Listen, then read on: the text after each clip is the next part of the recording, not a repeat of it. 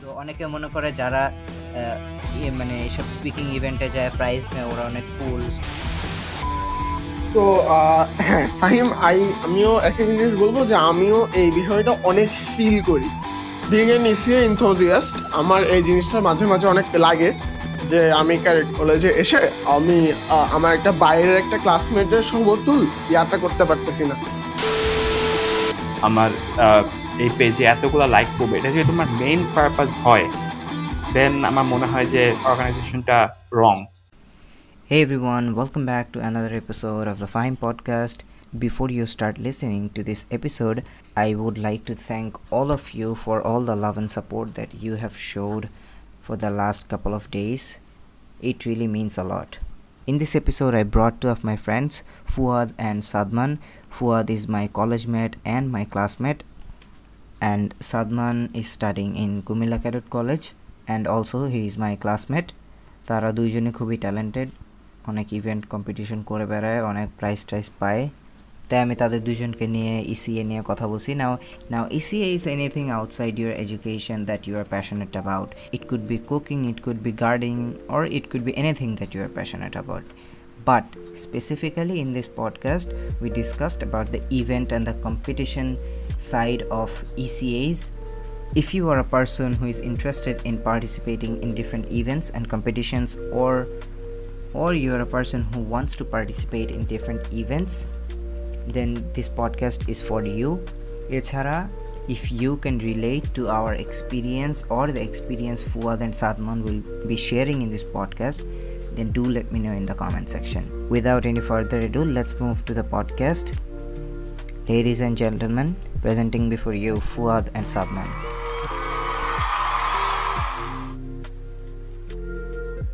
এরকম দেখা যায় যে পিপল ভ্যালু দোজ পিপল মোর যারা মনে করে একটু ইংলিশ স্পিকিং ভালো করে বা স্পিচেস দেয়, এরকম ইভেন্টে যারা পার্টিসিপেট করে ওদের একটা ভ্যালু দেয়। সো অনেকে মনে করে যারা মানে এইসব স্পিকিং ইভেন্টে যায় প্রাইজ নেয় ওরা অনেক কুল। সো সবাই চায় যে এটাই করবে, but this is not the thing. মানুষের যেটা ভালো লাগবে সেটাতেই যদি স্পেশালাইজ করে সেটা আরও ফ্রুটফুল হবে। But obviously English speaking is needed, এটা ক্যারিয়ারে হোক স্কুলে হোক অনেক জায়গায় দরকার। সো অ্যাজ আ স্কিল এটা শেখা অবশ্যই দরকার, কিন্তু যে আমার এইটাতে এরকম ইভেন্টে পার্টিসিপেট করতে হবে, প্রাইজ জিততে হবে, এই মেন্টালিটিটা ইজ নট রাইট।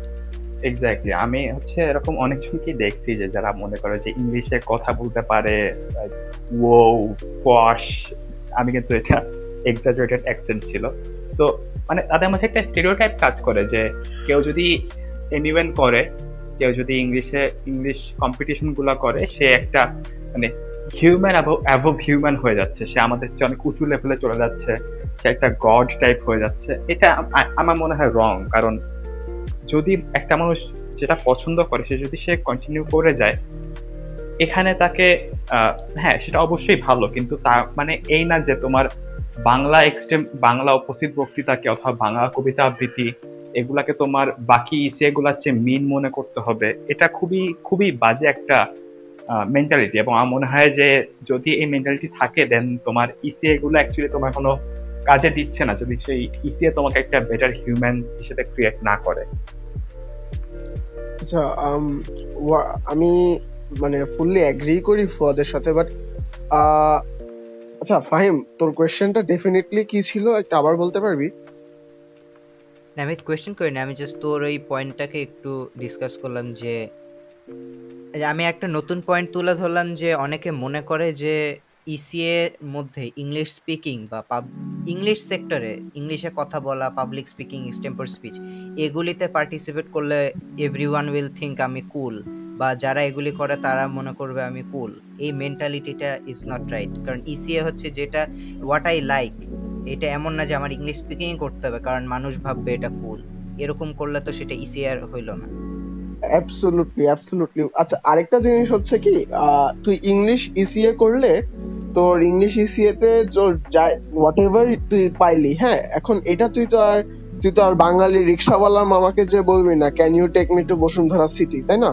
তো তোর এটা কিন্তু মেইনলি কাজে আসতেছে when you are applying to foreign universities or হয়তো কোনো প্রেজেন্টেশন দিচ্ছস। বাট তুই যখন বাংলা ইসিএটা করতেছস, তোর বাংলা কথা বলার স্টাইলটাই কিন্তু চেঞ্জ হয়ে যাচ্ছে, and that will impact not only in your professional life but in your personal life as well. তুই দেখবি তোর যারা বাংলা ডিবেট করে ওদের কথা বলার মধ্যে একটা মধুরতা আছে, যে একটা মানে শুনে মনে হবে যে ওর কথা শুনতেই থাকি, মানে অনেক আরাম ভাবে মানে শুনে কথাগুলো শুনে আরাম লাগবে। তো অমনে করে দেখলে Bangla ECA has its own parks, মানে এটা খারাপ, এটা তো কোনোদিনও না যে ইংলিশ ইসিএ করাটাই কুল, বাট আমার কাছে যদি আমাকে অপশন দেওয়া হইতো now after seeing 4 years in ECA, আমাকে যদি এখন অপশন দিত আমি বাংলা ইসিএ চুজ করতাম, বিকজ ওইটাতেই আমি যতটুকু বুঝলাম যে তোর অ্যাডভান্টেজটা বেশি, আনলেস তুই ফরেন ইউনিভার্সিটিতে অ্যাপ্লাই করতে চাস। আমি এটা অনেক ফেস করছি, লাইক আমার ফ্রেন্ডস যারা আছে কলেজে, ওরা বাংলা ডিবেট বা বাংলা এক্সটেম্পোর স্পিচে যায়, ওদের ওয়ার্ড সিলেকশন বাংলা, ইভেন টিচারদের সাথে কথা বলা বা অন্য সিনিয়রের সাথে কথা বলা, অন্য সিনিয়রদেরকে কোনো কিছুতে অ্যাগ্রি করানো, এটা ওরা কেন জানি ভালো পারে ন্যাচারালি, জাস্ট কথা বলার মাধ্যমে। সো ডেফিনেটলি ওদের সেই বাংলার স্পিকিং স্কিলসটা কাজে লাগছে। আর কেউ যদি স্পিকিং এটাকে একটা স্কিল হিসাবে শিখতে চায়, সেটা অবভিয়াসলি রাইট, যে আমি এটা আমার ফিউচারে কাজে লাগবে ফর কোথাও অ্যাপ্লাই করার জন্য বা চাকরির জন্য বা টোটাল ক্যারিয়ারের জন্য, তাইলে ইটস টোটালি ফাইন। বাট একটা জিনিসই ডিসকারেজ করব, যে যে আমি যদি এভাবে ইংলিশে কথা বলি মানুষ আমাকে কুল ভাববে, বা আমি যদি এইসব ইসিএতে যাই মানুষ আমাকে কুল ভাববে, এই মেন্টালিটিটা বাদ দেওয়াটাই ভালো। সো আমরা আমাদের ডিসকাশনের নেক্সট পার্টে যাই, যে তোরা দুইজনই কম বেশি অফলাইন কম্পিটিশন বা ইভেন্টও অ্যাটেন্ড করছিস অ্যান্ড অনলাইনও করছিস, সো তোরা কি প্রিফার করিস অ্যান্ড কেন প্রিফার করিস সাদমান? অলরাইট, সো একটা জিনিস এটা খুবই নর্মাল যে আমাকে যদি কেউ অপশন দেয় অফলাইন আর অনলাইন ইভেন্ট, আমি এটা আই গেস তোরা দুজনেই এগ্রি করবি যে it would obviously be offline. কারণ ওই তো আমি কিছুদিন আগে একটা মিম দেখছিলাম যে অনলাইন ক্লাস করে যদি এক্সাম নেওয়া যায় তাহলে আমাকেও আর্মিতে চাকরি দেন, আমি পাবজিতে অনেক ভালো খেলতে পারি। তো একটা জিনিস এটা অবভিয়াসলি মানতে হবে, মানে যতই আমরা আর্গিউ করি যে একটা অফলাইন ইভেন্টের যেই টেস্টটা, ওইখানে যাওয়া, ওখানে বসা, মানুষের সাথে কথা বলা, তারপরে নেটওয়ার্কিং যেটা হয়, ওইটার সাথে অনলাইন ইভেন্টের অনেক কিছুই মিলে না। অ্যান্ড অনলাইন ইভেন্ট অনেক ফান পার্ট গুলাই মিস করে ফেলে of the offline event. So offline ইভেন্টই অবভিয়াসলি বেটার। তো এখন কাহিনী হচ্ছে যে এখন তো আমরা প্যান্ডেমিকে, এখন তুমি যদি কোনো ইভেন্ট অর্গানাইজ করতে চাও তাহলে তো তোমাকে পুলিশ ধরে নিয়ে যাবে। তো ওই হিসাবে দেখতে গেলে এখন ইটস লাইক দুধের শাল ঘোলে মেটানো হয়, যে তোমার অনলাইন ইভেন্টের মাধ্যমে let's just test and let's just utilize our time. So এখানে অনলাইন ইভেন্ট গুলাকে ক্রিটিসাইজ করার কোনো মানে লজিক হয় না। বাট হ্যাঁ, আমরা একটা জিনিস দেখতে পারি যে অফলাইন ইভেন্টে ম্যানেজমেন্টটাকে সবাই অনেক সিরিয়াসলি নেয়। ধর একদম একটা ইয়ারের শুরু থেকে প্ল্যানিং করে করে করে করে একদম ডিসেম্বর একটা ইভেন্ট নামায়, অসাধারণ একটা ইভেন্ট হয় মোস্ট অফ দেম, অ্যান্ড কিছু ফল্ট হইলেও they take it very seriously. But online ইভেন্টে ওইটা আমরা দেখি না, দেখা যায় যে 1 সপ্তাহ 2 সপ্তাহ 3-4টা জুম মিটিং করে একটা নামাই ফেললো একটা ইভেন্ট, আর মানুষ ওইটাতে যায়। সো ওইটাতে গেলে অনেকের খারাপ এক্সপিরিয়েন্সও হয়। সো হ্যাঁ, অনলাইন ইভেন্টের ম্যানেজমেন্টের ইস্যুটা, অর্গানাইজিং ক্যাপাবিলিটিটা একটু কম। সো ওইভাবে অফলাইন ইভেন্টটা I guess I prefer better. But এখন যেহেতু আমরা প্যান্ডেমিকে, so I guess online event ছাড়া আমাদের আরেকটা অপশন আছে, সেটা হচ্ছে কি কোনো ইভেন্টই না করা। সো আই গেস এই দুইটা অপশনের মধ্যে অনলাইন ইভেন্টই করাটা বেটার। সো আমার মনে হয় এটা হচ্ছে আমার পার্সপেক্টিভ আর কি। ফুয়াদ যদি কিছু অ্যাড করতে। তো আমি হচ্ছে সাদমানের সাথে এগ্রি করি। তো আমার মনে হয় এখানে কোনো ডিবেট হয় না যে offline always better, but online ইভেন্টগুলো যে একেবারে খারাপ আমি ডিসকারেজ করতেছি না। হ্যাঁ, তুমি অনলাইন ইভেন্টগুলো করতে পারো, কিন্তু যদি তুমি একদম নতুন ভাবে কোনো ইভেন্ট শিখতে চাও, যে মনে করো যে ইভেন্টটা খুব বেশি কমপ্লেক্স, কিছু ডিবেট থাকে এরকম, আমি নিজেও ওভাবে অত বেশি ডিবেট করি নাই, কিছু ডিবেট থাকে এরকম যে ওখানে একটু কমপ্লেক্স থাকে, ইভেন্টস থাকে, ওখানে ব্যাপার স্যাপার একটু কমপ্লেক্স থাকে। তো আমার মনে হয় সেই সব ধরনের জিনিস অনলাইনে না শিখে অফলাইনে শেখাটাই ভালো। যেরকম হচ্ছে আবার মডেল ইউনাইটেড নেশনস, এটা যদি তুমি অনলাইনে করো, এখানে অনলাইনে অনেক ক্ষেত্রে দেখা যায় যে রুলস অ্যান্ড প্রসিজিওর ঠিকমতো মেনটেন করা যায় না, এবং মেনটেন করা খুবই কষ্ট অনলাইন এমিউএনের ক্ষেত্রে। তো আমার মনে হয় যে আমরা তিনজনই এখানে সেম। তো সেই জন্য offline always better, but at least তোমার যদি তুমি অনলাইন ইভেন্টগুলো করো, তোমার প্র্যাকটিস থাকতেছে, তুমি অ্যাটলিস্ট এরকম হচ্ছে না যে তুমি একদম পুরা সারাদিন শুয়ে বসে কাটাচ্ছ, কোনো প্রোডাক্টিভ কিছু করছো না, তুমি অ্যাটলিস্ট কিছু প্রোডাক্টিভ করতে পারবা। তো something is better than nothing obviously. তো এটাই হচ্ছে আমার পয়েন্ট অফ ভিউ। আচ্ছা, এখন আরেকটা জিনিস বলি, ও যেহেতু এমিউএন এর কথাটা তুললো, ফুয়াদ আর ফাহিম আমরা কিন্তু দুইজনই একসাথে অনেক এমিউএন করছি, হ্যাঁ। সো আই গেস তো আমরা বুঝতে পারবো, and যারা অনলাইন অফলাইন এমিউএন করছে ওরাও বুঝতে পারবে যে অফলাইন এমিউএন এ একটা সিম্পল এক্সাম্পল দিই। যখন ধর একটা স্পিচ শেষ করার পর যখন পিওওয়াই হয়, হ্যাঁ, একটা পিওওয়াই হইলে যখন একটা অন্য একটা ডেলিগেট একটা প্লে কার্ড রেজ করে, মনের মধ্যে যে কি হয় এটা যে ডেলিগেটটা স্পিচ দেয় নাই সে কখনো বুঝতে পারবে না। মানে এত ভয় লাগে একটা পিওওয়াই প্লে কার্ডটা যখন রেজ হয়। আবার এই ফিলিংটা কিন্তু একটা স্পেশাল ফিলিং। এই ফিলিংটা কিন্তু অনলাইন এমিউএন এ পাওয়া যায় না। অনলাইন এমিউএন এ কি হয়, একজন পিওওয়াই করে সাথে সাথে কি করে, ভিডিওটা অফ করে দিল, অফ করে দিয়ে গুগলে গিয়ে সার্চ মারলো, একটা অ্যান্সার পাইলো, স্ক্রিন দেখে দেখে বলে দিল। মানুষ মনে করতেছে যে ও তো ক্যামেরার দিকে তাকায় তাকায় বলতেছে, আসলে যে ডকুমেন্ট দেখে দেখে বলতেছে, এটা তো অনেক কম মানুষই বোঝে। তো অনলাইন এমিউএন আর এই অনলাইন মানার্সরা ধর যখন অফলাইন ইভেন্টে যাবে, তারা এই ব্যাকল্যাশটা অবভিয়াসলি ফেস করবে, তারা এই ডেফিসিয়েন্সিটা ফেস করবে যে একটা অনলাইন এমিউএন আর একটা অফলাইন এমিউএন এর পার্থক্য কত বড়। পরে লবিং এর একটা পার্টটা থেকে যায় যে তুই এই অনলাইন এমিউএন এ একজনের কল দিলেই কলে 1 মিনিট 2 মিনিট কথা বলে হ্যাঁ ও আমার ব্লকে শেষ। অফলাইন এমিউএন এ তো 2 দিন 3 দিন 4 দিন কথা বলতে বলতে বলতে পরে একটা অ্যাকুইন্টেন্স বানাইতে হয়, ও তোমার ফ্রেন্ড না, আরে আমি তো ওরে চিনি। তো এরকম করে করে অনেক স্ট্র্যাটেজিস আছে, এইগুলো আসলে অনলাইন এমিউএন একটু মিস করি, এই ফ্লেভার এই স্পাইস গুলো। বাট ওই তো ফুয়াদ যেটা বললো, something is better then nothing. এই ক্ষেত্রে কিন্তু একটা জিনিস হেল্প করে, মনে কর কেউ অনলাইন এমইউএন বা এমইউএন সম্পর্কে কিছু জানায়, যেমন আমার ক্ষেত্রে আমি ফার্স্ট অফলাইন এমইউএন করি, সো অফলাইন এমইউএন এর একটা রেজিস্ট্রেশন ফি থাকে ভালোই। তো কেউ মনে কর যে এমইউএন আগে কখনোই করে নাই, অ্যান্ড সে যদি আগে থেকে ভালোভাবে জিনিসটা শিখে না যায়, অ্যান্ড আমার মনে হয় কি এমইউএন একবার না করলে জিনিসটা বোঝাটা ইজি না, একবার করলে জিনিসটা ক্লিয়ার হয়ে যায় যে না এভাবে এভাবে হয়, কারণ ওইখানে কিছু মানে কারণ থাকে যে এরকম হইলে জিনিসটা এভাবে যাবে, এরকম হইলে জিনিসটা এরকম যাবে। সো ওই সিচুয়েশনগুলি ফেস না করলে আসলে বোঝা যায় না। এর জন্য আমার মনে হয় জাস্ট শেখার জন্য অনলাইন এমইউএনটা ইজ মোর প্রফিটেবল। অনেক জায়গায় ফ্রি এমইউএন হচ্ছে, অনেক জায়গায় খুবই কম রেজিস্ট্রেশন ফি নিয়ে হচ্ছে।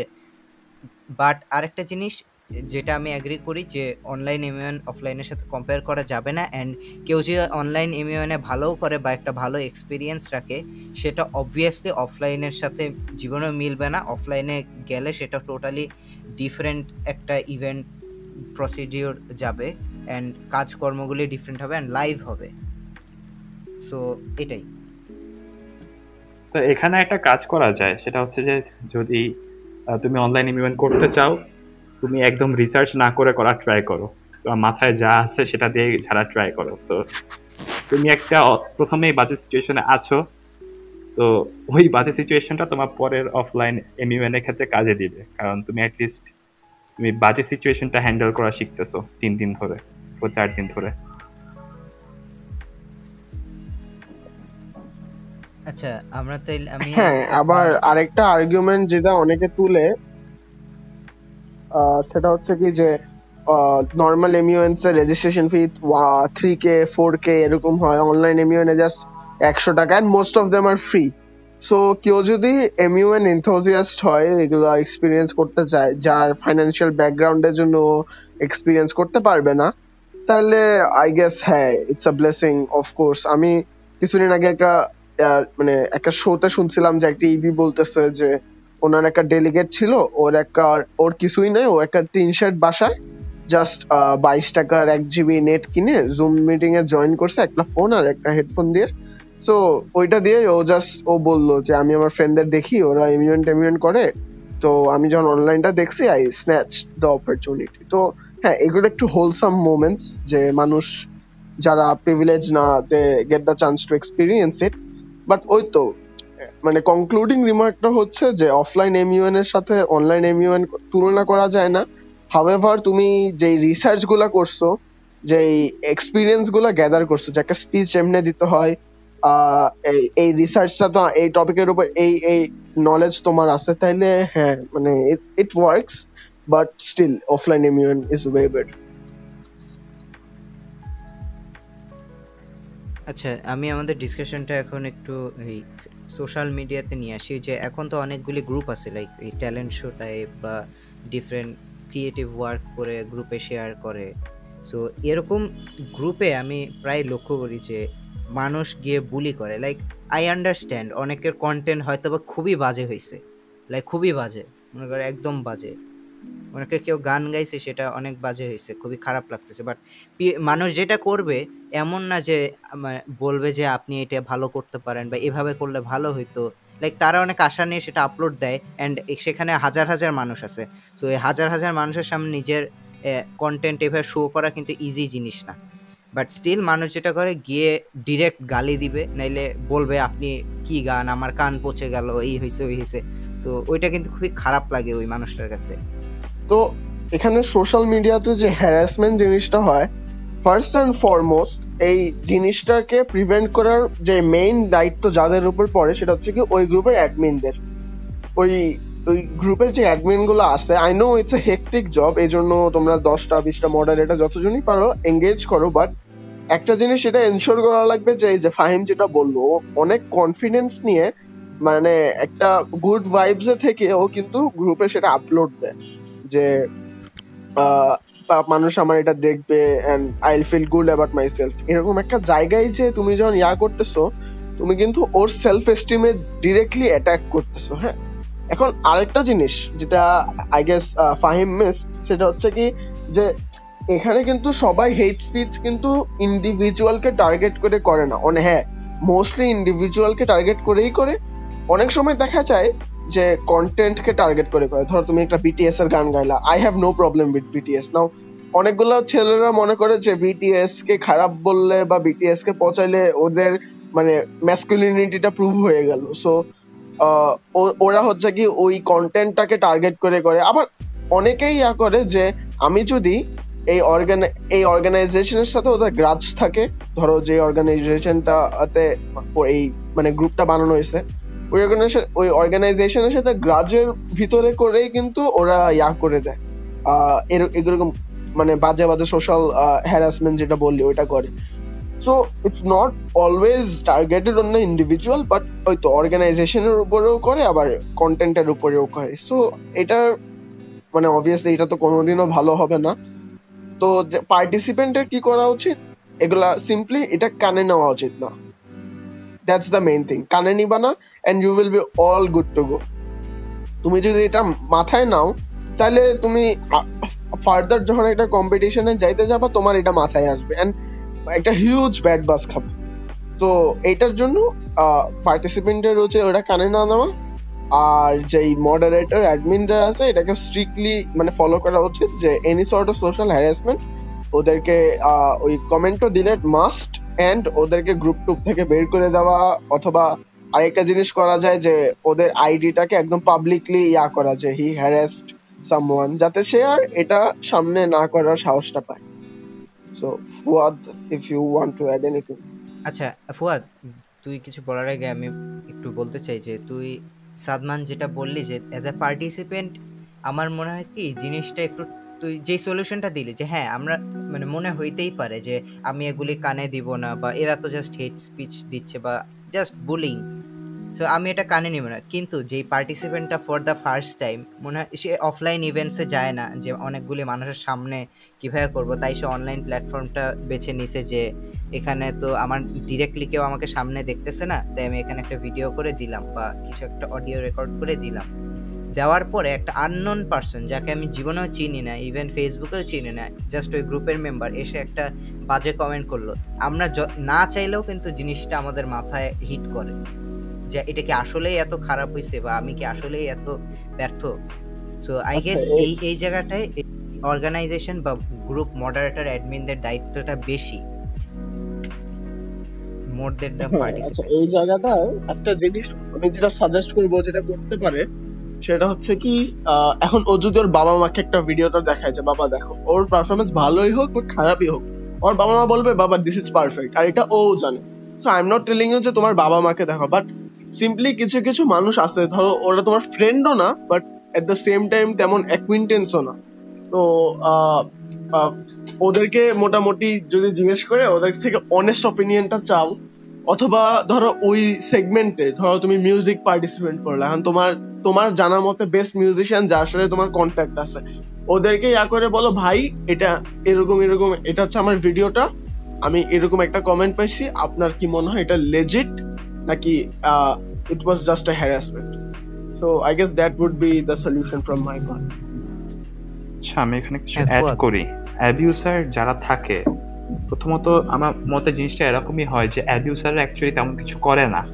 অ্যাবিউসার্স আর জাস্ট অন সোশ্যাল মিডিয়া, তারা আর কিছু নর্মালি করে না। তো যেটা হয় যে এখানে একটা জেলাসি এবং ইনসিকিউরিটি কাজ করে তাদের মধ্যে, যে আমি যেটা পারি না সেটা একজন পারতেছে, এবং জেলাসি ইনসিকিউরিটি থেকেই তারা হেট কমেন্টে আসে। এখন যদি কন্টেন্টটা ভালো না হলে অবশ্যই মানে অনেক জায়গায় পজিটিভ কমেন্ট থাকবে, কিন্তু নেগেটিভ কমেন্ট গুলা যখন থাকে তখন বেশি মানে বাজে একটা অবস্থা হয়ে যায়, স্পেশালি যখন কোনো, এটা আমরাও দেখছি যে আমি বলি বিএনসিসির নিয়ে একটা ভিডিও আপলোড দেওয়া হয়েছিল কোনো একটা গ্রুপে, তো ওইখানে অনেক বেশি হেট কমেন্ট পাইছিল, সেরকম দেখছিলাম। এবং হেট কমেন্টটা এরকম মানুষের কাছ থেকে আসছে যাদেরকে আমি এক্সপেক্টও করি নাই। তো আমার যেটা মনে হয় যে কেউ অ্যাকচুয়ালি পছন্দ করে না যে হ্যাঁ তুমি এটা আমার ফেভারিট সং, তুমি এটাকে কেন পচায় দিলা, তুমি তো এটা গিয়ে পচায় দিছো, কিন্তু তারা এটা এট দ্য সেম টাইম কখনোই ভাবে না যে আচ্ছা ও তো ট্রাই করছে। আমরা অ্যাকচুয়ালি আমাদের এই ওয়ার্ল্ডে ট্রাই করছি, আই ট্রাইড মাই বেস্ট, এই কথাটার না কোনো ভ্যালু নাই। আমরা অলওয়েজ রেজাল্ট ওরিয়েন্টেড। তো যখন আমরা দেখতেছি যে সে একটা, তার কন্টেন্ট আমার পছন্দ হয় নাই, তখনই তাকে এমন ভাবে করা মানে বিহেভ করা হচ্ছে। এবং এখানে একটা ব্যাপার আছে, তুমি চিন্তা করো যে যখন তুমি ক্রিকেট খেলতে যাও, তখন যদি কেউ খারাপ খেলে, তুমি তাকে বলো যে খারাপ খেলতেছো, নেক্সট টাইম এভাবে খেলো তাহলে ভালো হবে। কিন্তু যখন তুমি সাকিব হেইটার এবং সাকিব খারাপ খেলতেছে, সে সঙ্গে সঙ্গে লর্ড এবং আরো অনেক কিছু হয়ে যাচ্ছে। তো যেটা হয় যে আমরা এটাকে আমরা মনে করি না যে সেই লোকটা একটা ইন্ডিভিজুয়াল, আমরা তাকে দেখি একটা প্রোফাইল পিকচার, সে একটা পারফর্মার হিসেবে, কিন্তু আমরা কখনোই ভাবি না যে তার লাইফে হয়তোবা কিছু আছে, হয়তোবা সে ইন্ট্রোভার্ট, হয়তোবা সে এক্সপ্রেস করতে পারে না। আমি বলি আমি নিজে এক্সট্রোভার্ট, কিন্তু আমারও অনেক কিছু আছে যেটা আমি এক্সপ্রেস করতে পারি না। আমার অনেক কিছু আমি চাই যে আমি এটা করছি, তোরা একটু দেখ, তোমরা কেউ একটু দেখো এটা ভালো হয়েছে কিনা, বাট এটা হয় না এবং আমরা সেটা মুখ ফুটেও বলি না। তো যখন সেখানে হেট কমেন্ট আসে, এটা আমাদের সেলফ স্টিমটাকে ডিস্ট্রয় করে দেয়। এবং গ্রুপের অ্যাডমিনদের হ্যাঁ অবশ্যই দেখা উচিত, কিন্তু যতদিন না ওভারঅল আমাদের একটা মানসিকতার চেঞ্জ আসবে, ততদিন পর্যন্ত আসলে কোনোই লাভ হবে না। কারণ যে অ্যাবিউজার, সে হয়তো বা হ্যাঁ হেট কমেন্টে ডিলিট হয়ে গেছে, দ্যাটস ইট, বাট সে কিন্তু নেক্সট টাইম যখন তার সামনে এরকম কিছু হবে, সে কি অ্যাবিউজ করবে না? অবশ্যই অ্যাবিউজ করবে। তারপর পার্সোনাল লাইফে তার সামনে যদি কেউ থাকে, সে অবশ্যই অ্যাবিউজ করবে, অ্যাবিউজ করতে থামবে না সে, কারণ এটা কোনো কনসিকুয়েন্স নেই। ওকে, আমি হেট কমেন্ট করলাম, ডিলিট করে দিলাম, কি হইলো? কিছুই হইলো না, আমার আইডি গেল, সো হোয়াট? আমার শিট পোস্টিং করার জন্য 5টা আইডি আছে। তো আমার যেটা মনে হয় যে আমাদের একটা কনস্ট্রাকটিভ সলিউশন এটাই হবে যে আমাদের অ্যাকচুয়ালি মানুষ হিসাবে মানে মানুষের শুতে নিজেকে বসানো, এটার চেয়ে বেটার সলিউশন আমার মনে হয় না আছে। এবং হেট কমেন্টটাকে অ্যাভয়েড করতে হবে, কিন্তু হেট কমেন্টটাকে তুমি যতই অ্যাভয়েড করো, তুমি রাতের বেলা ঘুমাইতে গেলে অবশ্যই লাগবে স্টিমে যে আমি কি এতটাই বাজে ছিলাম। তো আই থিঙ্ক এটা kind of complicated process, but as a whole nation আমাদের পার্সপেক্টিভ এবং আমাদের মানসিকতার ম্যাসিভ পরিবর্তন প্রয়োজন। এটা বাদে হ্যাঁ, পসিবল না। This could be the long term solution. এখানে এডুকেশনটা কিন্তু খুবই ইম্পর্টেন্ট। লাইক অনেকে আছে যে হেট স্পিচটা বা অ্যাবিউজ করে without knowing that they are abusing. কারণ এই যে সাদমান যেটা বললো, অনেকে করে সেটা কন্টেন্টটাকে পছন্দ হয় না, বা অনেকে কন্টেন্ট বা ওই গ্রুপটাকে টার্গেট করে কমেন্টগুলি করে, বাট তারা এটা বুঝতে পারে না যে ওইখানে একজন ইন্ডিভিজুয়াল আছে যে এটা দেখলে হয়তো বা কষ্ট পাইতে পারে, এই সেন্সটা তার নাই। So as a long term solution আমাদের সবারই উচিত আশেপাশের মানুষদের এডুকেট করা যে জিনিসটা এভাবে করলে তারা কষ্ট পায়। কারণ যারা মোস্টলি অ্যাবিউজ করে তারা কিন্তু ইউজুয়ালি এভাবে নিজেদের কাজ বা নিজেদের কন্টেন্ট মানুষের সামনে রাখে না। তারা সবসময় নিজেদের কমেন্ট সেকশনটা থেকেই মানুষের কাজ দেখে আসছে, কখনোই মানে অথর বা যে পোস্ট করে তার সাইড থেকে জিনিসটা দেখে নাই। সো সাদমান, তুই কিছু বলছিস? তো আরেকটা জিনিস হচ্ছে কি, সামটাইমস আমাদের মনে হয় যে এই জিনিসটা এইভাবে করলে বেটার হয়, সো ওইটা কমেন্টে একটু ফানি একটু কুল হয়ে বলার জন্য বলতে গেলে it sometimes becomes an aggression. So এই ক্ষেত্রে আমরা যেটা করতে পারি, ইফ উই মানে একদম ভালো যদি নাও লাগে, the best we can do, the least we can do, sorry, is constructive criticism. মানে criticize করো, বাট অ্যাটলিস্ট বুঝাই বলো যে ভাইয়া এগুলো ইয়া হয়েছে, তোমরা এটা যদি করো তাহলে বেটার হয়। তুই একটু কম্পেয়ার করে দেখ, তোরে যদি কেউ ভালো মতো বুঝায় বলে তোমার এই দুইটা লাইন আমার ভালো লাগে নাই, আর আরেকজন যদি বলে আরে মিয়া কি বললা তুমি এইসব, এগুলো তো আমার ভালো লাগে না, দুইটার সেন্টেন্সের স্ট্রাকচার কিন্তু ডিফারেন্ট, আর এটা কিন্তু এক একটা এক এক ভাবে স্ট্রাকচার করে বলা যায়। তো ওইভাবে কমেন্টটা করলে আই গেস ইন্ডিভিজুয়ালটা হার্টও হবে না, এন্ড ওর ইমপ্রুভমেন্টও হবে। আরেকটা মেইন ইয়া হচ্ছে কি, অনেকে ইচ্ছা করে মানে for the gaining the popularity in the group, অনেকে হচ্ছে কি কিছু কন্ট্রোভার্সিয়াল কিছু বলে ফেলে, মানে mostly it happens in public speaking. Now এইগুলা করে তুমি যদি আশা করো যে মানে তুমি ব্যাকল্যাশ খাবা না, I am not saying that abusers are মানে রাইট ওভার হিয়ার, অবভিয়াসলি তারা রং। এখন আমাদের সোসাইটিতে অবভিয়াসলি এমন কিছু কিছু জিনিস আছে যেগুলা অ্যাকসেপ্টেড না, ধর এলজিবিটি, তারপরে অ্যান্টি ইসলামিক এনিথিং, যেটা হচ্ছে কি আমাদের স্টেরিওটিপিক্যাল সোসাইটিতে কখনো অ্যাকসেপ্টেড না, from a religious point of view and from a social point of view. তো ওইগুলা তুমি যদি বলো and you expect that people will come and say মাশাআল্লাহ মাশাআল্লাহ, ইউ আর রং বাডি। তোমার তো মানে আমি আবারও বলতেছি যে যারা অ্যাবিউজ কমেন্টটা করে ইভেন আফটার অল দিস, তারা ঠিক না, বাট ওই কন্টেন্টের দিকে একটু নজর রাখতে হবে that am I hurting someone's sentiment or not, এই আর কি।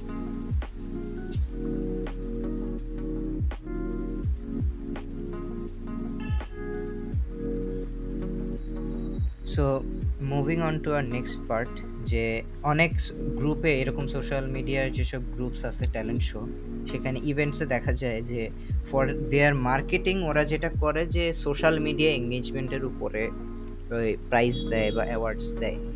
তুই কি এরকম কখনো ফেস করছিস? লাইক আমি এটা কিন্তু শুরুর দিকে যখন এই যে একটা হিউজ ফ্লো হচ্ছিল ইভেন্টের, গত বছর যে অনেকগুলো ইভেন্ট হচ্ছে, তখন এই জিনিসটা প্রথম যখন হয়েছে আই অ্যাকসেপ্টেড ইট, যে হ্যাঁ একটা মার্কেটিং স্ট্র্যাটেজি হইতে পারে। যখন দেখছি সবাই করতেছে অ্যান্ড এটা একটা ম্যাসিভ জিনিস হয়ে যাচ্ছে, যার ফলোয়ার্স নেই বা যার ফেসবুক ফ্রেন্ডস খুবই ছোট, সে জিততে পারবে না জাস্ট বিকজ তার ফেসবুক ফ্রেন্ডস নাই, আর বাট তার ট্যালেন্টের কোনো দামই পাচ্ছে না এখানে। যখন আমি এটা দেখছি আমি লিটারালি তখন থেকে ওইসব ইভেন্ট নেওয়া বাদ দিয়ে দিছি। সো তোরা কি এরকম কিছু ফেস করছিস? আচ্ছা, আমি গত বছর শুরুর দিকে হ্যাঁ এটা ছিল। তো আমি পার্সোনালি বলি, আমাকে যখনই কেউ অ্যাপ্রোচ করতো যে কোনো ইভেন্ট আছে, ইভেন্টটা কি করবা, আমি ফার্স্ট কোয়েশ্চেন আস্ক করতাম যে এটা কি জাজ কে থাকবে। তো তারা যদি বলতো যে 50% অডিয়েন্স আর 10% অডিয়েন্স, যাই বলতাম তখনই বলতাম যে আমি অডিয়েন্সে এটা করতে চাচ্ছি না। আমি এটা গত বছর থেকে একদম শুরু থেকে আমি অডিয়েন্স রিলেটেড যখনই কোনো ইভেন্ট আসে আমি সেটাকে মানে সেটা যতই ভালো হোক আমি চেষ্টা করি প্রপারলি অ্যাভয়েড করার জন্য। হ্যাঁ, it's a good marketing strategy, কিন্তু তোমার যদি ব্যাপারটা থাকে এরকম যে আমি জাস্ট আমার মার্কেটিং আপহোল্ড করব, আমি আমার বিজনেসটা আপহোল্ড করব, আমার এই পেজে এতগুলো লাইক পড়বে, এটা যদি তোমার মেইন পারপাস হয়, দেন আমার মনে হয় যে অর্গানাইজেশনটা রং। কারণ তুমি ইসিএ প্রমোট করার জন্য যদি তুমি পেজটা খুলো, ইসিএ প্রমোট যদি তোমার আইডিয়া হয়, দেন দেন আমার মনে হয় যে মার্কেটিং এর উপরে ফুললি, মানে জাস্ট মার্কেটিং এর জন্য get me more likes and comments, আমি তোমাকে বেটার পজিশন দিব, এটা টোটালি রং। আমি এটা 100% রং বলবো। আমি ইভেন আমার অনেক ফ্রেন্ডকেও এটা বলছি যে ইজ ইট পসিবল যে জাজ টোটালি জাজ 100% জাজ দিয়ে হচ্ছে জাজড করা হবে। তো যখনই আমি এরকম হয়েছে যে আমি দেখছি যে পসিবল না, এটা অলওয়েজ রিয়াক্ট এবং কমেন্টসে একটা পার্টস থাকছে, আমি তখনই হচ্ছে কাইন্ড অফ ইভেন্টটাকে অফ করে দিছি। আমার তখনই ইন্টারেস্ট যদি 100 থাকে, আবার ইন্টারেস্ট তখনই টেনে নেমে আসছে। তো আমার পার্সোনালি মনে হয় যে এটা কাইন্ড অফ রং, কারণ জাজরা যেটা চায় অডিয়েন্সের অনেক ক্ষেত্রেই চায় না। আমি এরকম দেখছি যে আমি একটা ভালো স্পিচ দিছি এবং আমি জানি যে each and every single one, প্রত্যেকটা পার্সন অ্যামিউজড হয়েছে, বাট নট দ্য জাজেস। কারণ জাজের কিছু ক্রাইটেরিয়া থাকে। সো সে যখন একটা জাজ হিসেবে জাজ করা শুরু করে যে এখানে হ্যাঁ এর ক্ষেত্রে 10 মার্ক, এর ক্ষেত্রে 20 মার্ক, তখন সে দেখে আসলেই তো এখানে তো মানে এই ইভেন্টের রুলস অনুযায়ী ওকে তো এখানে পয়েন্ট দেওয়া যায় না। তো তখনই অ্যাকচুয়ালি তুমি বুঝতে পারতেছো যে তোমার জাজ কি চায়, সে অনুযায়ী তুমি কাজ করতেছো, এবং তুমি তোমার অডিয়েন্স কি চায় সেটা মাঝে ব্যালেন্স করতে পারতেছো। কিন্তু যখন টোটালি বলে দিবে যে অডিয়েন্সের অনেক বড় একটা হাত, অডিয়েন্স যখন জাজের চেয়ে বড় হয়ে যাচ্ছে, তখন সেটা ইসিএটাকে ডিস্ট্রয় করে আমার মতে। কাজে কখনোই মনে হয় না যে অডিয়েন্স এবং জাজ সমানে আসা উচিত, এবং 10% 20%এও আসা উচিত। হ্যাঁ, তুমি এটা হতে পারে যে তুমি গ্রুপে পোস্ট করবা, সেটা পোস্ট করে থাকলো, কিন্তু সেটা যদি অ্যাক্টিভ রোল থাকে যে তোমার 10% 20% আমি নিব, তোমার রিয়াক্ট নিব, যদি সেই অ্যাক্টিভ রোলটা থাকে, অ্যাক্টিভ রোলটা থাকাটা আমার মিস্টেক। কারণ আমি পার্সোনালি বলি, যদি আমি একটা স্পিচ আপলোড দিই কোনো একটা গ্রুপে, আমি অবশ্যই চাইবো সেটা মানুষজন দেখুক। রিয়াক্ট ডাজেন্ট ম্যাটার, বাট সেটা দেখুক, এটার জন্য আমি এমনিতেই শেয়ার করব। কিন্তু যখন জাস্ট রিয়াক্টের জন্য শেয়ার করতেছি, আমার মনে হয় এখানে মোটিভেশনটা চেঞ্জ হয়ে যায়, পার্সপেক্টিভ চেঞ্জ হয়ে যায়। তো এটা আমার পার্সোনালি পছন্দ না। মার্কেটিং জিনিসটা কিন্তু যে মার্কেটিং অনেকগুলো ভিডিও দেখছি যে কাউকে যদি বলা হয় হোয়াট ইজ মার্কেটিং, মার্কেটিং মানে হচ্ছে ওয়েন দ্য হোস্ট বা অর্গানাইজার বা company will provide value to its customer. So এই ইভেন্টগুলিতে কিন্তু কাস্টমারের পজিশনে থাকে সেই পার্টিসিপেন্টগুলি, আর এইভাবে মার্কেটিং করতে গিয়ে you don't actually provide a value to the participant, and participant আরও আসবে না। সো মার্কেটিং করতে গিয়ে আমাদের মানে মেইন ফোকাসটা যাতে আমরা ডেভিয়েট না করি, যে আমাদের পার্টিসিপেন্ট আনতে হবে অ্যান্ড পার্টিসিপেন্টদের একটা ভ্যালু প্রোভাইড করতে হবে। ব্যাপারটা এরকম যে তুমি অ্যাডভার্টাইজমেন্টে বেশি ইনভেস্ট করতেছো other than making the product better. হ্যাঁ সাদমান। আচ্ছা, তো আমি তোদের কথার সাথে ফুললি এগ্রি করি না, বাট হ্যাঁ 80% এগ্রি করি। So let me speak from a organisers point of view. হ্যাঁ, so I have a page, let's not tell the name. তো আমার এই পেজের পার্সপেক্টিভ থেকে আমি তোদেরকে বলতেছি, ওকে, একটা মানুষ যখন একটা পেজ মানে একটা পেজের নিয়ে স্টার্ট করে, একটা ক্যাম্পেইন স্টার্ট করে, ওর ড্রিমই হচ্ছে কি মানে যতটা পারি লাইকস, এনি হাউ লাইকস আনা, ঠিক আছে? তো এই ক্ষেত্রে মানে it's just a human nature. এখানে তোর অর্গানাইজেশনকে দোষ দিয়ে লাভ নাই যে ওরা লাইক কেন যাচ্ছে এত, ঠিক আছে? It's human nature. তো হ্যাঁ, এখন তোদের টপিকটাতে আসি যে গ্রুপে অ্যাডভার্টাইজিং এর ব্যাপারটা। গ্রুপে অ্যাডভার্টাইজিং এ আমি রিসেন্টলি একটা দেখছি, একটা গ্রুপ দেখলাম। ওই গ্রুপে হচ্ছে কি অ্যাওয়ার্ডের 3টা সেগমেন্ট, একটা হচ্ছে কি অডিয়েন্স চয়েস, আরেকটা হচ্ছে কি জাজেস চয়েস, আরেকটা হচ্ছে কি 50-50। নাও এইভাবে যদি আমরা যাই, একটা জিনিস খেয়াল করে দেখ, এইভাবে যদি আমরা যাই আর তাইলে কিন্তু যে এখানে কিন্তু আমরা সব পার্টিকে, I guess this is the best solution for me. কারণ হ্যাঁ, একটা সোশ্যাল মিডিয়াতে আমার ফ্রেন্ডস হচ্ছে 2K। এখন আমি আমার 2K ফ্রেন্ডস নিয়ে আমি যতটুকু লাইক পাবো, একটা 300-200 একটা নিউ কামার টু ফেসবুক ইভেন্ট, সে কিন্তু এতগুলো লাইক পাবে না। This is true. সো হ্যাঁ, এই দিক দিয়ে ইটস আ ব্যাড সাইড। তো একটা যেমন তো এই গ্রুপগুলোর মধ্যে যে ইয়াটা করা উচিত আমাদের, সেটা হচ্ছে কি যে আমি যেটা বললাম যে একটা জাজেস চয়েস থাকা উচিত, আর একটা হচ্ছে কি পিপলস চয়েস থাকা উচিত। কারণ তাহলে হচ্ছে কি each party will be satisfied. আর তোর এই সোশ্যাল মিডিয়া মার্কেটিং এর যে স্ট্র্যাটেজিটা, এই স্ট্র্যাটেজিটা কিন্তু বাংলা মানে অনেকগুলা গ্রুপ অ্যাপ্রোচই করছে, কারণ এটা ওরা দেখছে যে অন্য গ্রুপ এটা করে অনেক সাকসেসফুল, অনেক হিট খেয়ে গেছে। এগুলা দেখেই কিন্তু ওরা এই ইয়াটা স্টার্ট করছে। তো মানুষেরও কিন্তু একটা দোষ আছে। আই এম নট মানে তোরে যদি একজনকে দিয়ে দিল, ধর আমি সাদমান ফাহিমকে দিয়ে দিলাম যে মামা একটা লাইক একটা রিয়াক্ট প্লিজ। এখন from a moral point of view, তোর যদি মানে তোদের যদি এত ইয়া থাকে যে এগুলা উচিত না, দেন আই উইল সাজেস্ট যে লেটস তো তুই যেমন চাচ্ছস না যে অন্য কেউ রিয়াক্টে জিতেও, তুইও কাউকে রিয়াক্ট দিয়ে জিতাই দিস না। This is number one. And second, আমি যেটা বললাম যে এটার ক্ষেত্রে আমার মানে এটা একটা অনেক ব্রড টপিক, সো এটার সবচেয়ে ইজি সলিউশন যেটা আমার মতে, সেটা হচ্ছে কি এই যে পিপলস চয়েস অ্যাওয়ার্ড, আর একটা হচ্ছে কি জাজেস চয়েস অ্যাওয়ার্ড। এখন কথা হচ্ছে পিপলস চয়েস অ্যাওয়ার্ড যে ব্যক্তি পাবে, ওর কিন্তু হালকা হইলেও, আমি একটা পার্সোনাল এক্সপিরিয়েন্স থেকে বলতেছি, হালকা হইলেও নিজের মধ্যে রাখবে যে ওয়াজ মাই পারফরমেন্স এনাফ। এটা তো পিপলস চয়েস অ্যাওয়ার্ড, আমাকে তো জাজ সিলেক্ট করে নাই। এটা কিন্তু হালকা হইলেও লাগবে। And but still at the same time ওদের মার্কেটিংটা হচ্ছে কিন্তু। এন্ড আরেকটা হচ্ছে কি জাজেস চয়েস, তুই যেটা বললি যার ইমেন্স ট্যালেন্ট আছে ও তো এমনিতেই রেকগনাইজড হয়ে যাচ্ছে। So this weed B the solution from my side.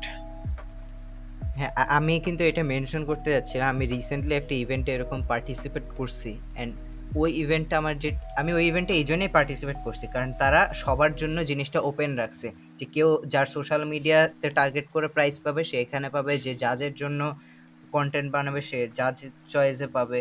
So আমি একটা প্রাইজ পাইছিলাম জাজেস চয়েসে। অ্যান্ড আমি ওই পোস্টটা লিটারালি আমার ক্লোজ ফ্রেন্ডস বা যারা আমার কন্টেন্টস ইউজুয়ালি দেখে তাদের বাদে এমনি আননোন বা র্যান্ডম কাউকে কিন্তু ফরওয়ার্ড করি নাই যে ভাই একটা লাইক দিয়ে আসেন। এই যার ভালো লাগছে সে এমনি গেছে কমেন্ট করছে নাইলে রিয়াক্ট করছে, আমি টোটালি ওটা ওপেন রেখে দিছিলাম।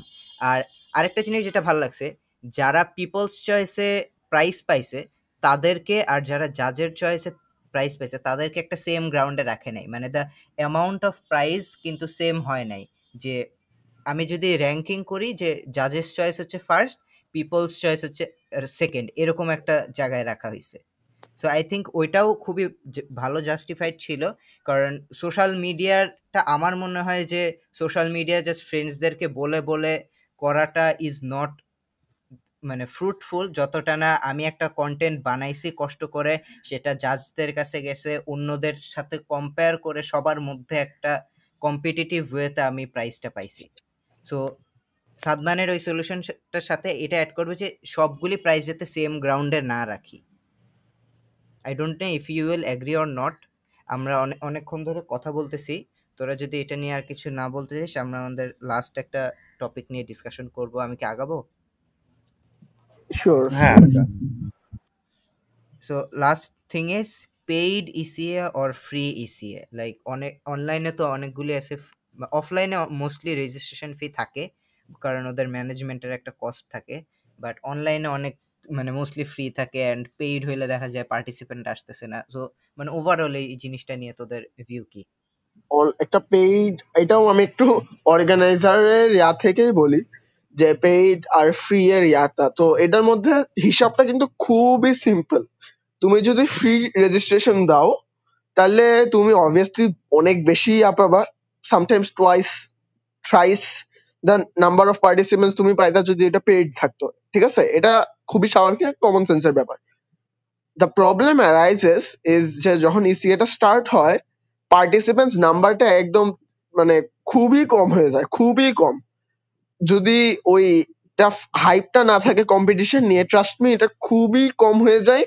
This is dissatisfactory not for the organizers only but for the judges as well and for the participants যারা শো আপ করে। তিনজনের জন্য এটা খুবই ব্যাড একটা অ্যাটমসফিয়ার হয়ে যায় যে কি রে ভাই, কোনো মানুষ নাই, কার সাথে ডিবেট করব আমি, কার সাথে আর্গিউ করব, কার সাথে কম্পিট করব।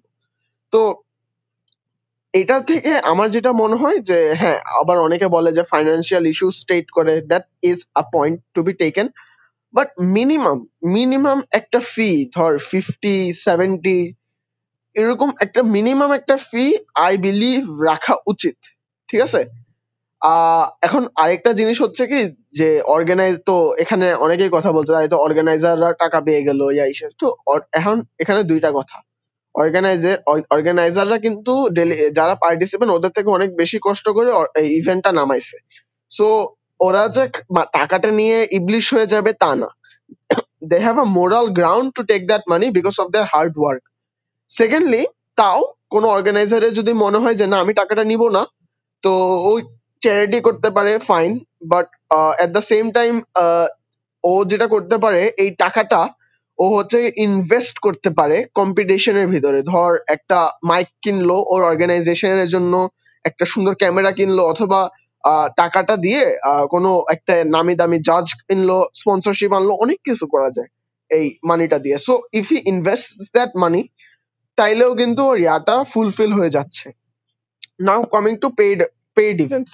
পেইড ইভেন্টসে কিন্তু আমি যেটা বললাম যে আমি একটা এমইউএন করছিলাম, আই এম সরি, আমি বারবার এমইউএনটা আনতেছি because as I said it's my favourite ECA.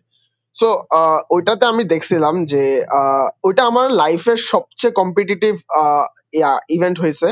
ওইটা পেইড ছিল, বেশি না, 100 টাকা রেজিস্ট্রেশন ফি ছিল।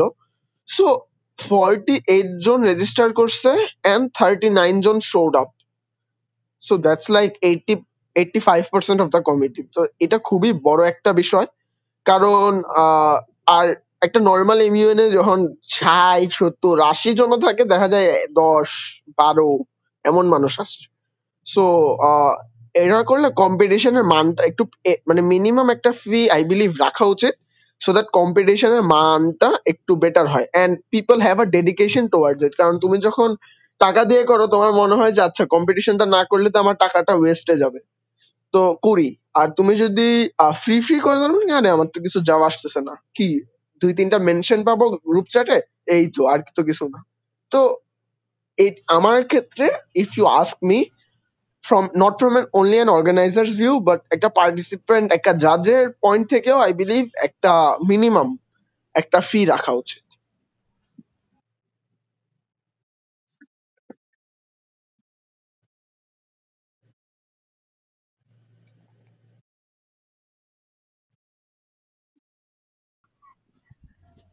আচ্ছা, সো আমি অনেকগুলি ইভেন্ট অর্গানাইজ করছি। সো আমি একটা অর্গানাইজার পার্সপেক্টিভ থেকে আমি বলি যে আমরা যদি কোনো ইভেন্টে টাকা নিই রেজিস্ট্রেশনের জন্য, সেটা কিন্তু আমরা এমন না যে নিয়ে আমরা খাইতে যাচ্ছি বা মজা করতেছি বা বাইরে ঘুরে বেড়াচ্ছি সবার সাথে, অ্যান্ড ওই অ্যামাউন্টটা কিন্তু তেমন সিগনিফিক্যান্ট অ্যামাউন্টও থাকে না ইনিশিয়ালি, যে আমরা খুবই মজা করব এরকম।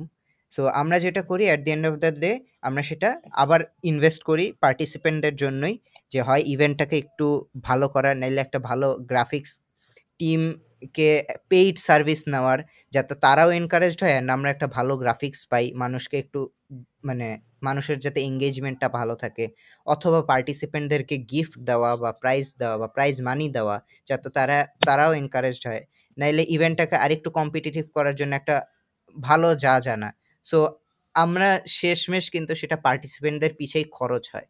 সো এইটা ভাবার কোনোই মানে হয় না যে আমি টাকা দিব, ওরা তো এটা নিয়ে যাবে, আমি দেখা গেলাম কিছুই পাইলাম না, এটা তো লস। আমি অর্গানাইজেশনের সাথে ছিলাম একদম গত বছর, তারপর গত বছর তাও শুরুতে, তাও খুব বেশি ডেডিকেটলি কাজ করি নাই, এটা ফাহিম জানে। তো আমি পার্সোনালি যে ওরা তো অর্গানাইজার, ওদের কথা শুনতে ইচ্ছা যদি ভালো না লাগে, আমি বলতেছি আমি কোনো অর্গানাইজেশনের সাথেও নাই, বাট একটা পেইড ইভেন্ট করা অলওয়েজ বেটার। কারণ আমার পার্সোনালি এরকম হয়েছে, আমি পার্টিসিপেন্ট, আমার এরকম হয়েছে যে একটা ইভেন্ট দেখলাম, দেখে মনে হলো ভালো, পছন্দ হয়েছে, পার্টিসিপেট করব। কিন্তু ওই দিন যখন চলে আসে তখন মানে একটা ল্যাথের মানে বডি কিরকম ল্যাথার্জিক হয়ে যায়, এরকম অনেকবারই হয়েছে। প্রোক্রাস্টিনেট করতে করতে এরকম হয় যে ডেটই চলে গেছে, পার্টিসিপেটই করা হয় নাই। কিন্তু আমার কাছে যদি ওরা বলতো যে তুমি অ্যাটলিস্ট 50 টাকা দাও, বিকাশে গিয়ে বিকাশ করো 50 টাকা, আমার মাথায় এটা অলওয়েজ কাজ করতো যে হায় হায়, আমি যদি পার্টিসিপেট না করি আমার 50 টাকা লস। এবং একটা স্টুডেন্ট, তার কাছে কিন্তু টাকা লস খাওয়াটা খুব বেশি ইম্পর্টেন্ট ফ্যাক্ট।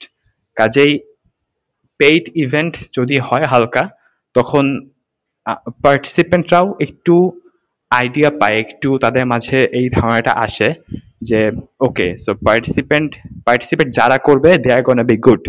যদি 30 জন পার্টিসিপেট করে they are gonna be good, and they are gonna put up some effort, কারণ ওরা মানি পে করতেছে।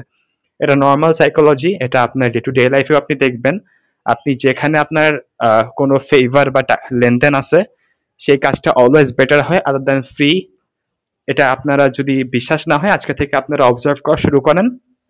যেখানেই আপনার কোনো ফেভার বা কোনো লেনদেন আছে, কোনো ট্রানজ্যাকশন আছে, সেই কাজটা অলওয়েজ বেটার হয় other than free work. That's it. Fuad, Fuad তোর সাথে আমি গত বছর একটা এমইউএন করছিলাম, and that was paid MUN online. And আমি এরপর অনেকগুলো ফ্রি এমইউএনও করছি। ফ্রি এমইউএন দেখা যায় আমি নিজে রেজিস্ট্রেশন করছি, বাট এমইউএন শুরু করার আগে কিন্তু একটা রিসার্চ লাগে, মানে টাইম ইনভেস্ট করতে হয় জেনারেলি। সো আমার যেটা মনে হচ্ছে আই এম ফিলিং ল্যাথার্জিক, থাক না করি, অনেক কষ্টের ব্যাপার, কি টাকা তো নাই আমার কোনো, সো কি এমন হবে। বাট যখন আমি ওটা টাকা দেই, তখন আমি মানে না চাইতেও এটা আমি করি জাস্ট টাকাটা উসুল করার জন্য। অ্যান্ড যখন ভাবি যে কিছু তো করতেছি, একটু ভালো মতোই করি, যদি প্রাইস টাইস পেয়ে যাই, তখন ইভেন্টটা একটু কম্পিটিটিভ হয়। অ্যান্ড আমি এমইউএন করছিলাম একটা ফ্রি, ওটাতে আমি আইপিতে ছিলাম, ইন্টারন্যাশনাল প্রেস। তো রেজিস্ট্রেশন করছিল 16 থেকে 20 জন, ছিল 8 জন।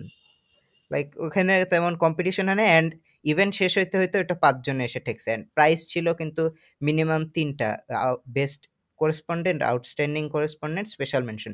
5 জনের মধ্যে 3জন প্রাইজ পেলে এখানে স্পেশাল কি থাকে। বাট আমি যখন ওই ফুয়াদের সাথে যেটা করছিলাম, ওইটা একটা কমিটিতে ছিলাম, ডাব্লিউ কোন কমিটি, হ্যাঁ কোন কমিটিতে ছিলাম জানি? হ্যাঁ, ইকোফিনে ছিলাম। ফুয়াদ তোর মাইকটা একটু মিউট করে, হ্যাঁ। সো আমরা ইকোফিনে ছিলাম। ইকোফিনে সেখানে মানে অন এভারেজ 25 থেকে 30 জন ছিল, এবং তারা লাস্ট ডে পর্যন্ত অ্যাক্টিভলি পার্টিসিপেট করছে। সো আমার মনে হয় যে পেইড ইভেন্ট এখন এমন না যে খুবই হাই রেজিস্ট্রেশন ফি নিচ্ছে, সেটা যদি 20-30 টাকাও হয় সেটাও নেওয়া উচিত। কারণ সেটা নিলে অর্গানাইজারদেরও একটা কনফিডেন্স আসে, প্লাস যারা পার্টিসিপেট করবে তারাও একটা এফোর্ট দেয়, অন্যদিকে জাজরাও স্যাটিসফাইড হয়। আচ্ছা, সো আমরা 3জনই ক্যাডেট কলেজে পড়ি। অ্যান্ড আমার সো এখানে একটা ইস্যু তৈরি হয়ে যায় যে কলেজে থাকাকালীন বাইরের ইসিতে পার্টিসিপেট করা, এটা আমি পার্সোনালি ফিল করি। কারণ আমি যখন আগে 7-এর শুরু পর্যন্ত মানে বাসায় ছিলাম, তখন আমি বাইরে অনেক অপরচুনিটিস পাইতাম, আশেপাশে অনেক স্কুলে ভিজিট করতাম, ফেস্ট টেস্ট হইতো, ওখানে পার্টিসিপেট করতাম, নেটওয়ার্কিং হইতো। এই কিন্তু কলেজে যাওয়ার পরে এটা অবভিয়াসলি রিজনস আছে কলেজের এটা করার, বাট কলেজে যাওয়ার পরে সেই বাইরে যে মানে অ্যাক্টিভলি মানে বা পার্সোনালি যাওয়াটা একটু মানে কাইন্ড অফ ডাউন হয়ে গেছে। কারণ ওখানে কিছু প্রসিডিউর থাকে যেটা অবশ্যই জাস্টিফাইড, বাট স্টিল এই সাদমান তোর এখানে পার্সপেক্টিভটা কি? তো হ্যাঁ ফাহিম, আমিও একটা জিনিস বলবো যে আমিও এই বিষয়টা অনেক ফিল করি। বিং এন ইসিএ ইনথোজিয়াস্ট, আমার এই জিনিসটা মাঝে মাঝে অনেক লাগে যে আমি কলেজে এসে আমি আমার একটা বাইরের একটা ক্লাসমেটের সমতুল ইয়াটা করতে পারতেছি না। ওর যেরকম ইসিএটা করতে হয় আমার সেরকম ইসিএটা আমি ওরকম ভাবে ডেভেলপ করতে পারতেছি না। তো cadet college and ECA, this is a very diverse topic. আমরা যখন ইয়াতে থাকি, কলেজে থাকি, we are only allowed to attend events যেগুলোতে আমাদের ক্যারেট কলেজকে ইনভিটেশন পাঠায়। ক্যারেট কলেজকে ইনভিটেশন পাঠানোর পরও here's the thing, there's a bit of politics over here, which we all can assume what it is, যে একটু বায়াসনেস হয়, মানে একটা ইনস্টিটিউশনালি যা যা হয় আর কি, এটা খুবই normal. Every institution in Bangladesh, not only in Bangladesh, পৃথিবীর প্রত্যেকটা এডুকেশনাল ইনস্টিটিউশনে এই জিনিসটা হয় যে we favour someone who we like more. So এই জিনিসটা একটা হয় যার জন্য মনে করো যে ডিজার্ভ সে যাইতে পারে না। Now coming to the second part, participants. Participate করার জন্য কিন্তু however I would say that একটা ক্যারেট কলেজ তোরে যত পরিমাণ সাপোর্ট দিবে রিগার্ডিং এনি কম্পিটিশন, বাইরের স্কুল কিন্তু ওইটা 20% তো দিবে না।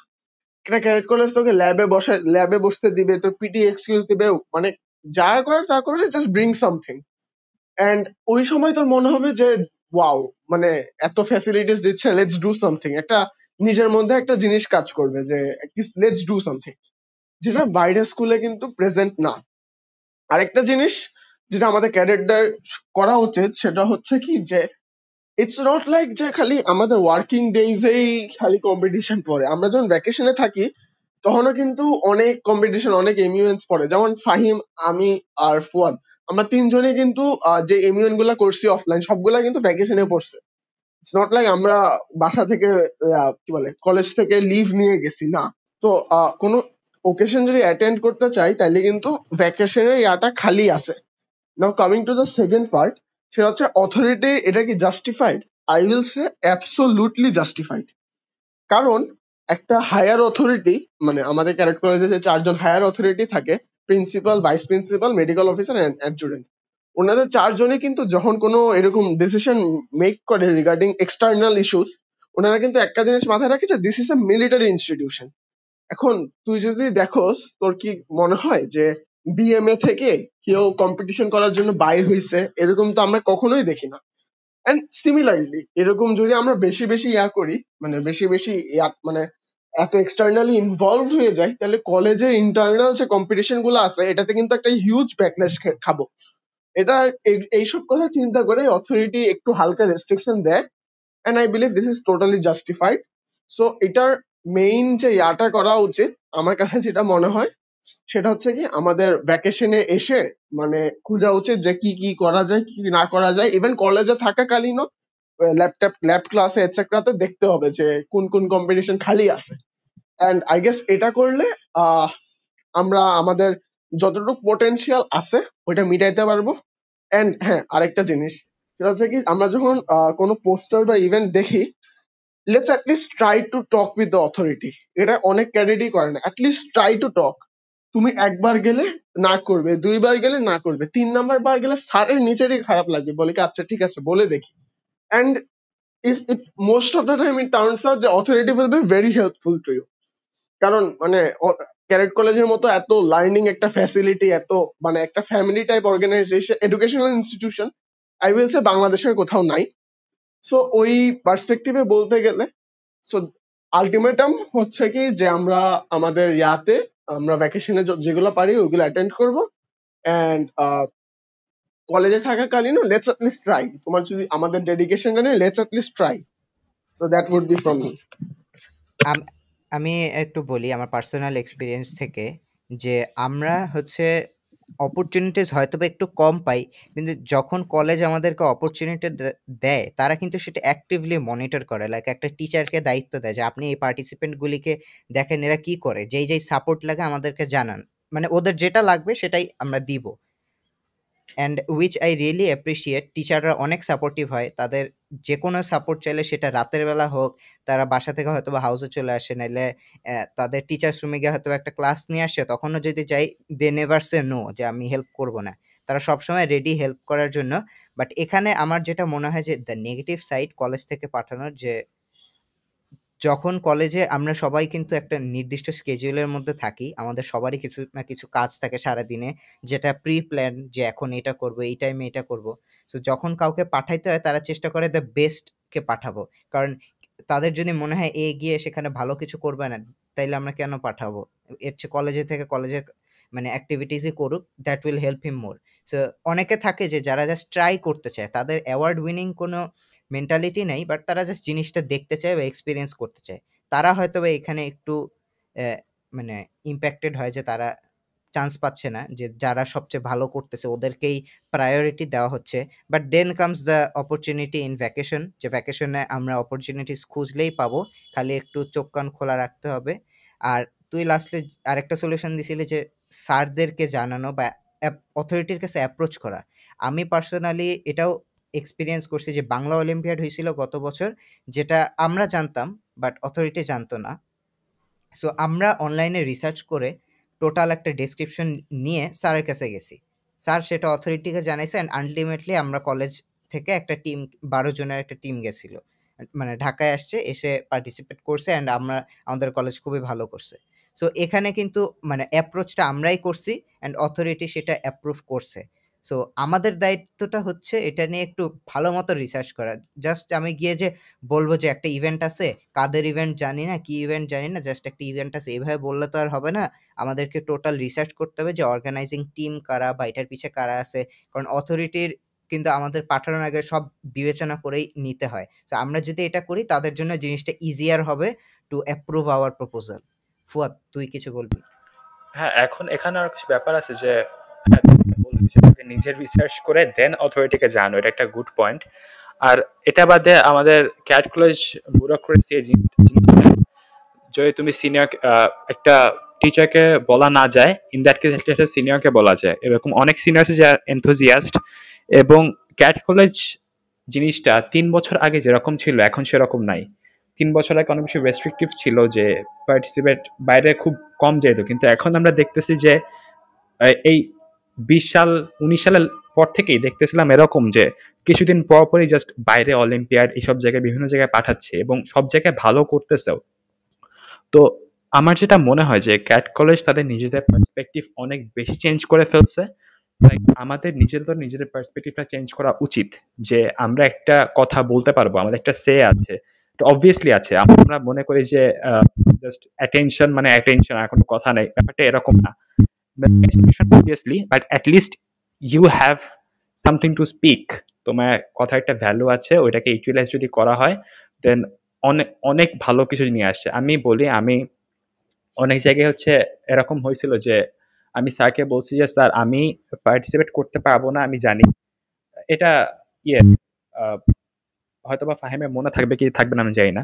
তো আমি নিজে স্যারকে পরে গিয়ে বলছিলাম যে sir I don't know whether I am good enough or not, but I will be there and I will give my best.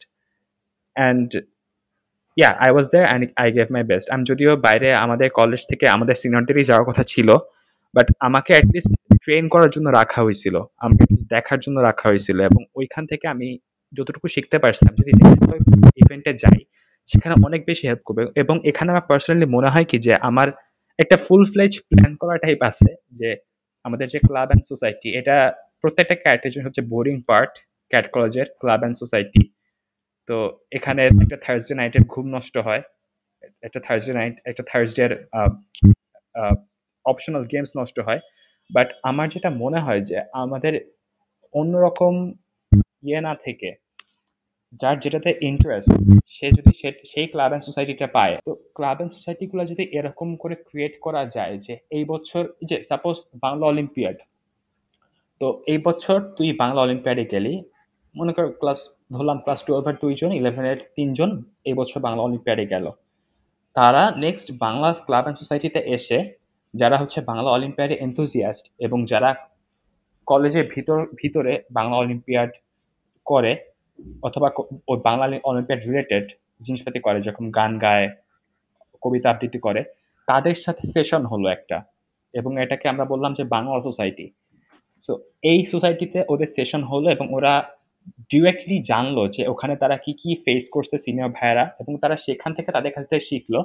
এবং সেখানে যেই টিচারটা ইনচার্জ ছিলেন, যে যেই টিম নিয়ে গিয়েছিলেন ঢাকায়, উনিও এসে শেখালেন। সো এভাবে যদি একটা অ্যাক্টিভ লার্নিং অ্যাটমসফিয়ার ক্রিয়েট করা যায়, আমার মনে হয় যে এটা অনেক বেশি ভালো হয়। এবং আহ, আমি জানি না যে আমরা সিনিয়র হলে ক্লাব অ্যান্ড সোসাইটিতে চেঞ্জ করতে পারবো কিনা, বাট ক্লাব অ্যান্ড সোসাইটি যদি আমরা সিনিয়র হই, দেন ইন দ্যাট কেস আমি অবভিয়াসলি চাইবো যে ডিবেটিং সোসাইটি, দেন এই অলিম্পিয়াডের যে রুলস গুলো, যেরকম কেমিস্ট্রি, আমি যে সোসাইটি আছে কেমিস্ট্রি সোসাইটি, আমার কিন্তু কেমিস্ট্রিটা অত বেশি কোনো ইন্টারেস্টই নাই বলতে গেলে, বাট স্টিল আমি কেমিস্ট্রি সোসাইটিটা আসি কারণ থাকতে হচ্ছে। তো এটা যদি চেঞ্জ করা যায় যে আমি কেমিস্ট্রি সোসাইটিতে থাকবো না, আমার এটা ভালো লাগে না, আমি এই সোসাইটি, আমি একটা স্পিকিং সোসাইটি ক্রিয়েট করলাম, সেখানে গিয়ে হচ্ছে আমি থাকলাম, আমি জুনিয়রদেরকে শেখালাম, irrespective of house, irrespective of class. আমি ক্লাস 12, সো হোয়াট, আমি 7কে শেখাচ্ছি, সমস্যা তো নাই। এভাবে করে যদি একটা কালচার ক্রিয়েট করা যায়, আমার মনে হয় এটা অনেক অনেক বড় লং টার্মে হেল্প করবে ইসিআই ক্ষেত্রে। কারণ আমি আমাদের কলেজ হেরো ক্যাট কলেজ, আমি বলি যে আমরা ডিবেট জায়গাটায় আমার মনে হয় আমরা পিছিয়ে আছি, কারণ আমাদের ডিবেট করার স্ট্রাকচারটাই চেঞ্জড।